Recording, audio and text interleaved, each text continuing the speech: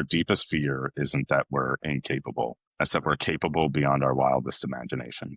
Mm, Um, you can't coach motivation, but the folks, when given the opportunity to have additional responsibilities, step forward.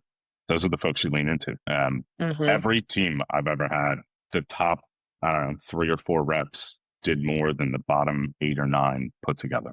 At Elements of Culture, we sit down with experts in leadership and team building to explore the DNA that drives a thriving organization. Hey, everyone, and welcome to Elements of Culture.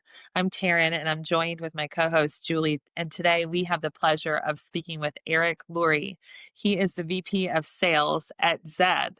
This is a software dev company, but that's only part of the areas of business. They are an AWS partner, so they work with all kinds of sales and strategy. And Eric's going to give us a little bit of his background and tell us, you know, all the heavy lifting that he and his team do specifically with driving revenue. So, Eric, welcome to the show. Yeah, thank you guys for having me. Hey, everybody, my name's Eric Lurie. I'm the VP of Sales on the AWS side of the house at an Amazon partner called Zeb. We also have partnerships with Databricks, Salesforce, ServiceNow, but most of my focus is going to be on the AWS side of the business. We do a lot of work in AWS migrations, generative AI, machine learning, database work, security, application development, but you'll hear me talk about a lot of those throughout the podcast today. Perfect. Yes. Thank you for backing me up there because I couldn't even touch on all the details. But you Eric, you guys do a lot. You and your team do a lot. We were just talking briefly about some of the things that you guys build, and specific. Seems like it's very customized to a lot of your clients. And it really comes about from doing a lot of listening and being really intentional with your clients. Can you talk us through that? But before we kind of dig a little bit more into Zeb, give us your background. If you're like a lot of sales leaders, Eric, what happens is you aren't really intending on landing in sales, yet somehow here you are. Yeah, Taryn, I would say that that's the story of most of the salespeople I know, most of the sales leaders I know. I think a lot of people, if you're outgoing, your friends and buddies all say you should work in sales. And I think they're wrong. I think there's a lot more to working in sales than being outgoing or personable. It's not just about being an extrovert. In fact, some of the best salespeople I know are actually introverts in their core.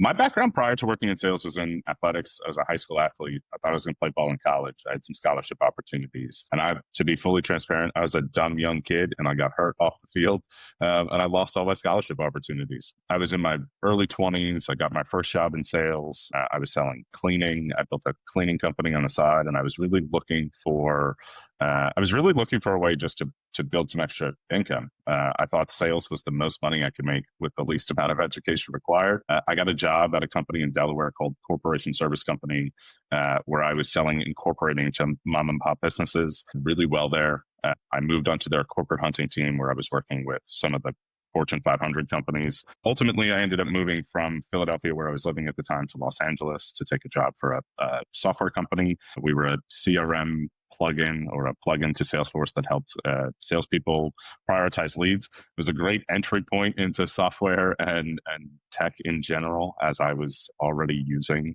sales software, so I was reasonably familiar with CRMs and dialing platforms. And then from there, I was recruited to an AWS partner back before I could spell AWS, to be perfectly honest. And then to pivot that, Taryn, directly into what I'm doing today, as I built my career in sales, it dawned on me that the vast majority of people I sat next to and worked around didn't do the things that made them successful in their careers before sales. They didn't practice. They didn't read or study game film. And that was some of the first things I started doing. So early in my career, my father-in-law was a CTO many times over. And when I got my first job in tech, I literally called him every Tuesday and presented our software to him. And he sent me a report card of what I did and didn't do well. Shout out Bill Hine. But for anybody who wants to get better at their job, Ask your father-in-law what you're not good at. I promise he'll give you an unfiltered opinion. What a tip. What a tip, Yeah, Eric. it was a huge moment for me in my career. Both somebody who would be honest with me and somebody who understood what I was doing. As I moved from legal services sales and software sales into cloud sales, my entire outlook on sales started to change. When you're selling software, you're selling legal services, you're selling something that's pretty standard. And as we started moving into cloud development, whether it was around generative AI, which didn't exist almost 10 years ago when I got started, or machine learning or cloud migrations, the purpose that each company wanted to go through that exercise with was different. The underlying infrastructure was different. Their technical landscapes were different. And we had to learn to be consultants, not just salespeople. And one of the first things that I started coaching on when I got into sales leadership was how to be genuinely curious. And that's where I talk about the difference between being an introvert and an extrovert. I find that introverts ask purposeful questions, and folks that study their craft ask purposeful questions. And often we want to understand the inner workings of our customers. We truly are looking for ways to advance their business, help them generate more revenue, help them be more efficient, help them be more operationally efficient, more secure often. And we need to know the motivations behind it. So it often starts with asking great questions. And I would say the biggest difference between us and some of our competitors is that we'll slow down to speed up. So before I will put a proposal in front of a customer, or before I will tell a customer what I think they should do, we really slow down and go through discovery. My technical counterpart at work, his name's Tim Patterson. I've worked with him across the last 3 companies for a little over 5 years now. Regularly says we don't ever put the solution ahead of discovery. And that truly likens us to being consultants first. Yeah, Eric, I love that because I think that is probably a missing link in some of the sales teams Taryn and I have been exposed to. Talk to me a little bit about how you coach your team, not to be just salespeople, but consultants, and how to stay curious. What does that look like? And how does it differ with what you're seeing across other networks and other sales teams? What's the difference? Yeah, that's a great question, Julie. Because we work with Amazon, Amazon often funds some of the work that we do for their customers. We help to accelerate a customer's adoption of AWS services, and because of that, they kick in some cash.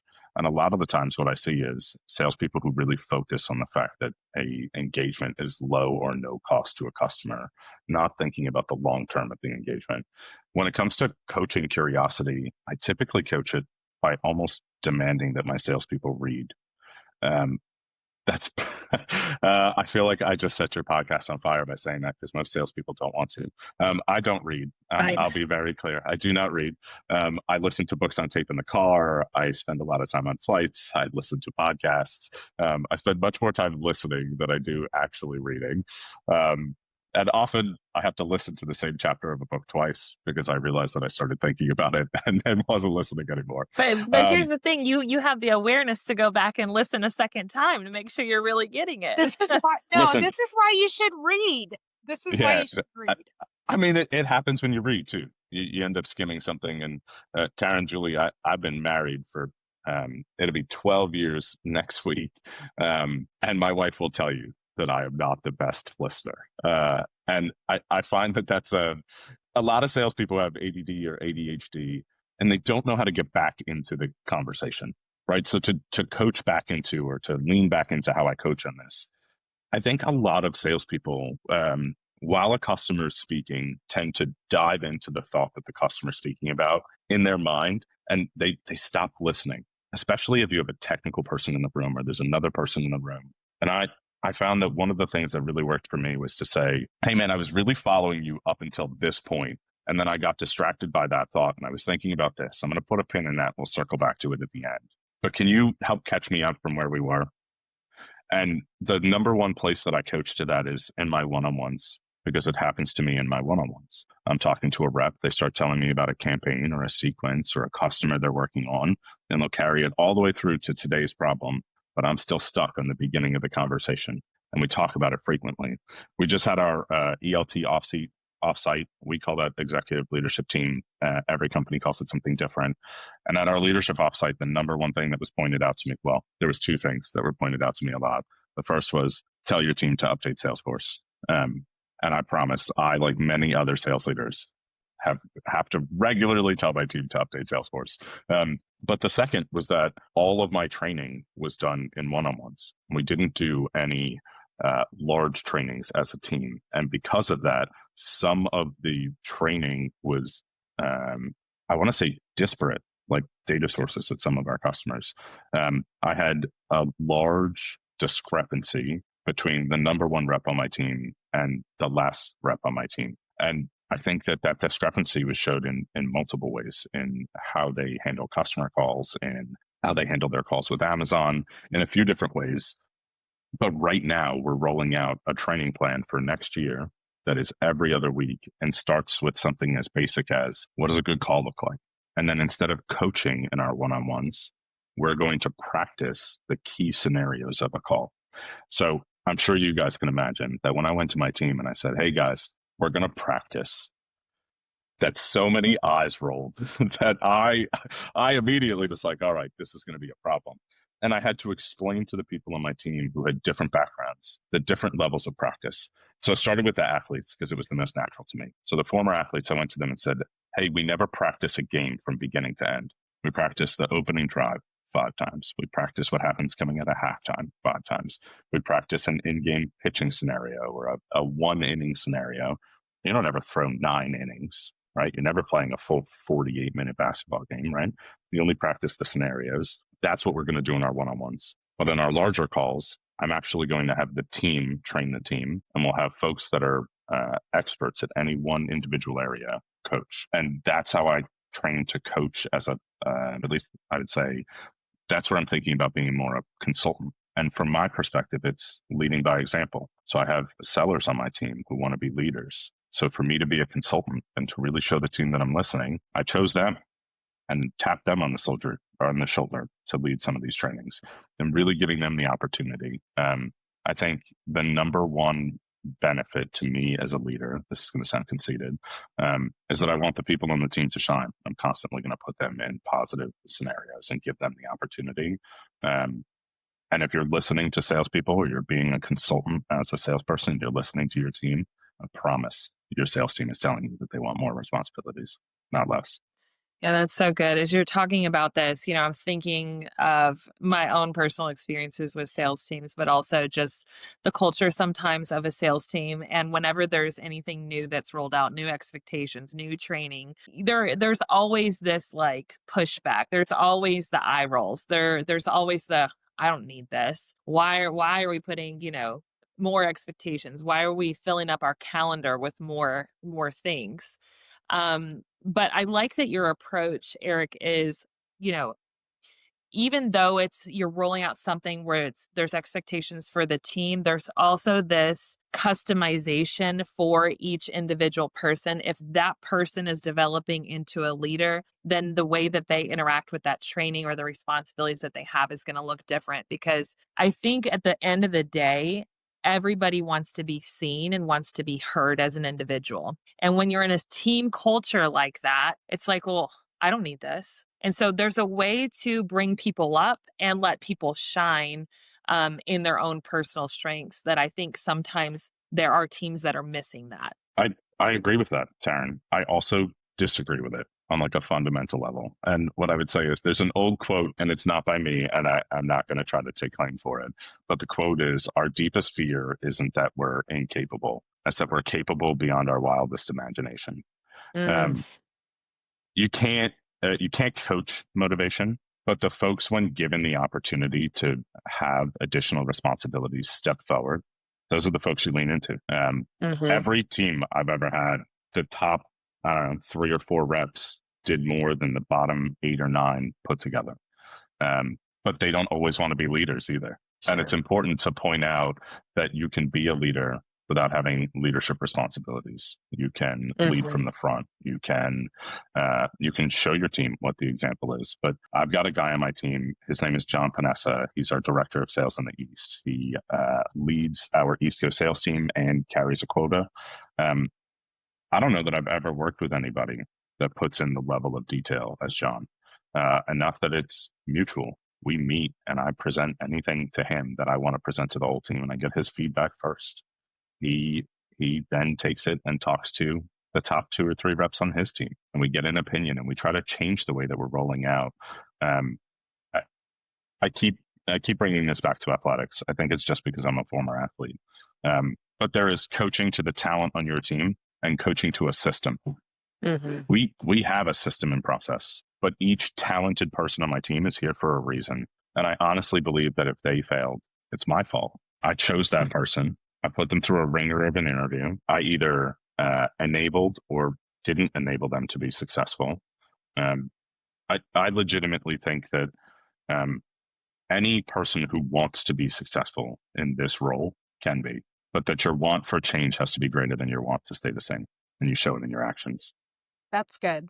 I was just going to ask you, maybe you just answered it for me, but like when you talk about your top tier sales reps and your bottom tier, I was going to ask you, other than like tenure or even motivation, what do you think is the difference between those two groups of people?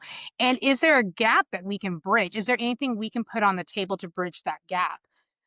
Or is it individuals having to take some level of accountability for their own, I don't want to say internal drive, but maybe internal drive or motivation for what it looks like. And is it the same approach for everybody? Yeah, that's a great question. I want to start by saying that I started the sales team at Zeb in January of last year, and almost my entire team started on the same day. So I recruited and hired everyone to start on the same team. So at least for us, there was no tenure as a part of it. I think that there was a couple immediate things. The first was understanding. The reps that took the time to understand the things that were happening that they didn't understand were the ones that started to find success the fastest.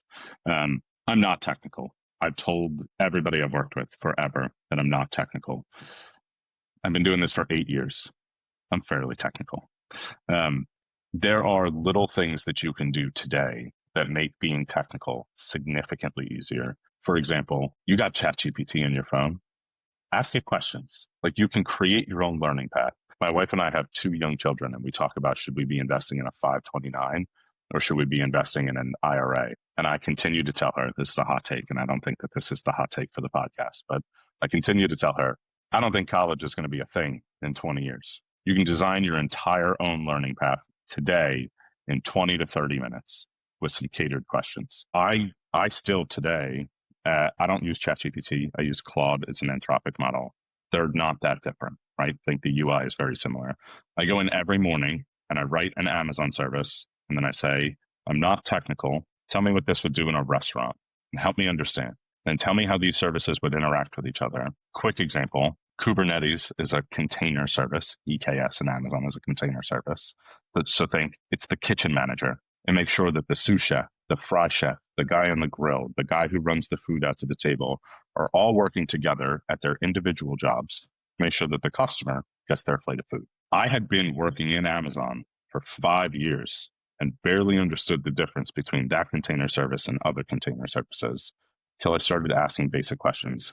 Then when I, as the leader of the team, am sharing with the whole team that this is something that I do every day. I literally, like, my wife takes the kids to school. Like, about 15 minutes before my first meeting, I request 20 people at Amazon on LinkedIn, and I ask one question about a service every morning for almost 3 years now. And now I talk to really technical folks that think I'm a solution architect, but I'm not. I just understand. I've never logged in or deployed a service in the Amazon console once, never once in my life, but I'm fairly technical.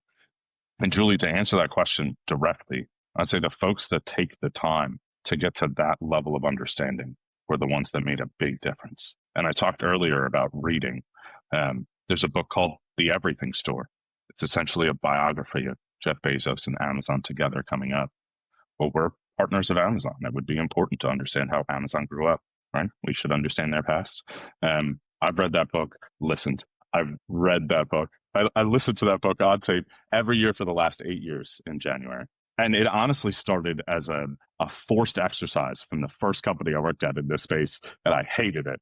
But I do it all the time anyway. I think you can't teach drive. You either have it or you don't. And the reason that some folks have it is extremely different than the reason that other folks have it. I think it's important as a leader to understand the motivation so that you can point to those points. The same way it's important to understand the motivation of your customer so you can sell to those points. Um, I, I think it's my responsibility to turn young salespeople into old salespeople or retired. Like the goal is to help give them a career and to show them. I think my first year in sales, I made less than I've made in a single month since. And I think if you can show someone the path and you can be open about it, you can give them an opportunity to really change their lives. No company in the world operates without salespeople. It is a forever job if you want to be good at it. Right. Yeah, But that's so good, Eric. And I think that, that's part of it is showing the team a path forward, and what the opportunity really looks like. I think we were talking before we started the podcast just a little bit, and, you were saying you could absolutely coach one of your team members if they wanted to purchase something crazy like a Lamborghini. If that desire is there, you can certainly coach them to do that. But there's also, I think, when it comes to coaching a team, it's also understanding the individual outside of, the tangible things and what they're passionate about. I want to ask you a question. We'll wrap up here in just a minute or two, but throughout your career, Eric, you had a sports background. You probably had some amazing coaches throughout that time frame as well. Is there any standout people aside from your father-in-law that you mentioned giving you that like super candid feedback, which is really valuable, and some people aren't always willing to hear that. So, that just points to your character. But is there, aside from, that interaction and conversation that you had regularly with him, was there a coach? Was there someone, a boss, a mentor, someone who's kind of taught you what some of these values are? And then the follow-up to that is what are some of the main things that have just stuck with you throughout your career that has brought you to the success that you're in now? I had three basic rules that I stuck with, and I'll put a pin in that and I'll circle back to it and I'll start with the leaders that really stood out in my mind. There's a few. Kevin Gaither, he goes by KG. I'm pretty sure if he heard me call him Kevin Gaither, he'd probably yell at me. In fact, I met him when we were both speaking at a university, sitting next to each other at a class. We were speaking at Loyola Marymount University to a class called Professional Selling 101. He was essentially the CRO of ZipRecruiter, and I was managing a DG team. And he got ready to write his phone number on the board. And he said, if you ask for mentorship, you're deserving of it. And I stopped the class and traded information with him. And I've talked to him every couple months. We've had meals every other year, something like that for the last few years. He's been instrumental in my growth and development. I worked with another person named Anthony Markovic, who was fantastic. He was a professor at Loyola Marymount, but he was called the dean of the Velocify Sales Academy when I worked at Velocify. And we spent quite a bit of time together. I worked with Chandler Collison at a company called Mission, who was instrumental in my development. But to be totally transparent with you, the folks that I remember the most are those that didn't believe in me. And I promise you, I remembered those folks way more. I could give you a list of some of their names. I worked at another company in the same space. I was a seller, and then I moved into a leadership role, managing the business development team. I essentially asked to move back into a sales role and was told directly by the CRO, like, I don't think you can do it. I left within 3 months. Since then, I've had 3 VP titles. I've had a long strain of success. I see this person all the time. I see them at conferences. I see them at some of the biggest shows. And most of the time what I say is, thank you. Thank you for teaching me how to be successful in the role and giving me the motivation to beat you. I promise you, I remember those. I saw an interview with Amon-Ra St. Brown. Man, I'm struggling with a wide receiver on the Detroit Lions. Amon-Ra is his first name, and he chose his jersey number by the number of players at his position drafted in front of him. That was something that I just like feel in my core. And then the second half of that question was, what were some staples and some things you did in your career? I have 3 rules. and I stick with these 3 rules. One, I'm a very emotional person. Emotion is sometimes a good thing and sometimes a bad thing. So I have a 48-hour rule. I don't make any decisions in less than 48 hours that are major. If you ask me to make a decision in less than 48 hours and you won't give me the opportunity to take the time that I need, I say no, because it's very clear that that's what our relationship is going to be like afterwards. I've learned my lesson. The second thing is I defined success, and every other person's definition of success is different. But my definition is freedom. And that's freedom from bills, freedom from concerns, freedom from anxiety, freedom from a schedule. Some of those things I've mastered already. Some of them we're working towards, and hopefully early retirement will help me there. And the last is I built core values. I had a buddy named Lewis Glover. He works at Rackspace today. He and I have been friends for 15 years. We used to do heavy workouts together. And after the workouts, we would go grab a meal and hang out and chat before we drove home. And he asked me at the bar one day, how many companies have you worked for that have core values? I was like, all of them. So, but how many people do you know that have core values? And it honestly felt like he punched me in the stomach. That was the first time in my life that I realized I didn't know what was important to me. And today I have 4 core values. And I'll tie this all up into this one right here, because I think this is the final answer to drive home. The first is intention. I said daily, weekly, monthly, quarterly, and yearly intentions. And if you ask me to do something that doesn't align with my goal, I say no, I don't do it. And I can give you a reason why, because it doesn't align with what I want from my life. The second is impact. I sold things that didn't matter to people who didn't care. Never again. I want to make an impact in the companies I sell to, in the company I work for, and in the folks around me.